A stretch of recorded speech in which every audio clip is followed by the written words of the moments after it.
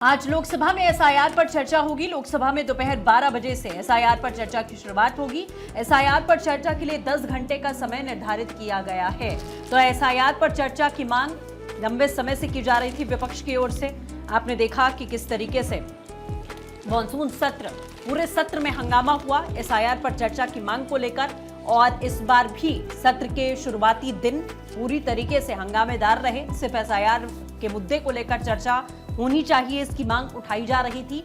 अब आखिरकार आज वो दिन है, लोकसभा में एसआईआर पर चर्चा होने वाली है। सरकार की ओर से इस चर्चा की शुरुआत की जाएगी।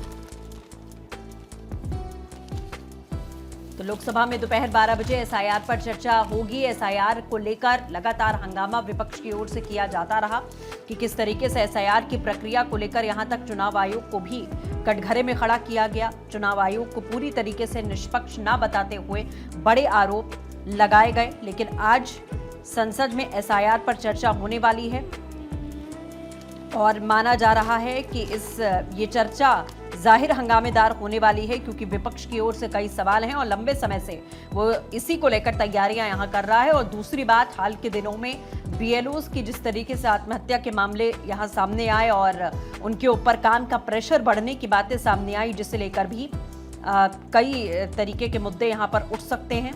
आपको बता दें कि आज एसआईआर पर चर्चा होगी। 10 घंटे का समय तय किया गया है और इस बहस में कांग्रेस की ओर से राहुल गांधी समेत 10 नेता हैं जो हिस्सा लेने वाले हैं और केंद्रीय कानून मंत्री अर्जुन राम मेघवाल 10 तारीख को इसका जवाब देंगे। बहस के दौरान एसआईआर की प्रक्रिया में वोट चोरी के आरोप, चुनाव आयोग की निष्पक्षता और व्यापक चुनाव सुधार पर खास तौर पर फोकस दिया जाएगा, जो प्रावधान रखे गए हैं। तो संसद के शीतकालीन सत्र की शुरुआत से ही विपक्ष एसआईआर और वोट चोरी पर चर्चा की मांग कर रहा है।